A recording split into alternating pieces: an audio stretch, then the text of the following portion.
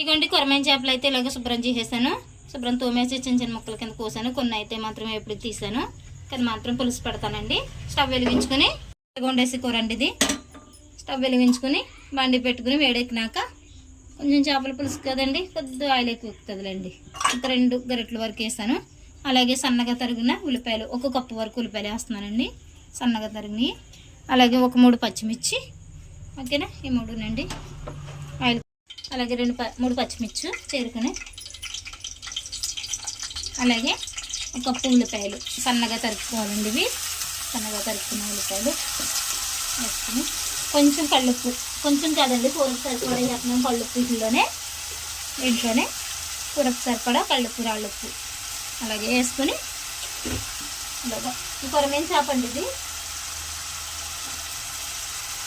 ఇలా కుట్టేసుకొని సిమ్లో పెట్టుకోవాలి. మధ్య మధ్యలో కలుపుకుంటూ గోల్డ్ కలర్ వచ్చేదాకా కూడా బాగా వేయించుకోవాలి. పచ్చివాసన పోయేదాకా మూత పెట్టి ఉల్లిపాయ. ఇప్పుడు చేప ముక్కలు వేసుకోవాలి దీంట్లోనే.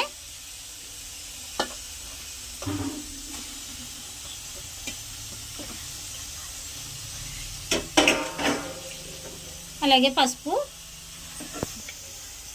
1 పావు టీ స్పూన్ పసుపు. కొంచెం చేపల పులుసులో కొద్దిగా ఎక్కువ పెట్టుతుందండి పసుపు. అలాగే ఒక 2 టీ స్పూన్లు కారం,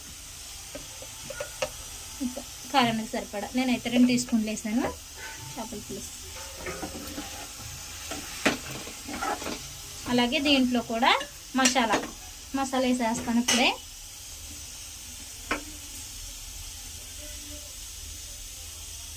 ఇప్పుడైతే ధనియాలు మసాలా ముద్దండి చెప్తాను. ఇది మీకు అయితే మాత్రం వీడియో పెట్టలేదు, చెప్తాను. కొంచెం అల్లం, 1 టీ స్పూన్ ధనియాలు, జీలకర్ర, అలాగే గసగసాలు, వెల్లుల్లిపాయలు ఇవన్నీ వేసుకుని మిక్సీ పట్టుకున్న ముద్దండి, మసాలా ముద్ద ఇది.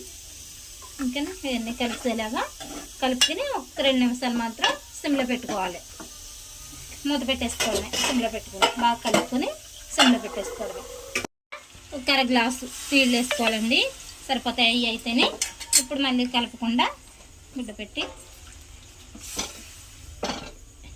ఇలాగా మూత పెట్టేసుకోవడమే. దీంట్లోనే ఇప్పుడు 1 నిమ్మకాయ సైజు అంత చింతపండు సరిపోతుందండి. కొంచెం వాటర్ వేసుకొని చిక్కుకోవడమే సరిపోతుంది.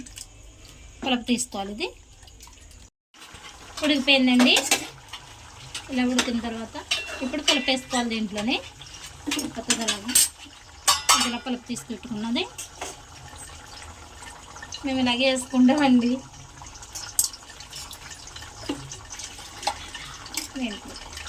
కొద్దిగా ఇంకొంచెం పులుపు తీసి సరిపోతుందండి. ఇంకా ఒక 5 నిమిషాలు అయితే అయిపోతుందండి. ఎంత టైం పట్టదండి కొరమైన చేపల పులుసు. చేపల కొద్ది చేయటమే లేట్ అవుతుంది అన్నమాట.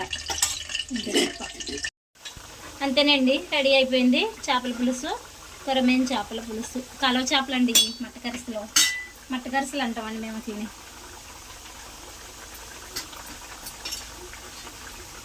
కొంచెం కొత్తిమీర వేసేసుకుని స్టవ్ ఆఫ్ చేసుకోవడమేనండి. అంతేనండి చేపల పులుసు అండి. కొరమైన చేపల పులుసు రెడీ అండి. కాలువ చేపలు అండి ఇవి. ఓకేనండి, వీడియో నచ్చితే మాత్రం లైక్ చేసి సబ్స్క్రైబ్ చేసుకోండి. అలాగే ఉన్నది కూడా కామెంట్ చేయండి. నెక్స్ట్ అంటే ఏం కావాలో కూడా మీకు కామెంట్ పెట్టండి. ఓకేనండి, బాయ్ అండి అందరికీ.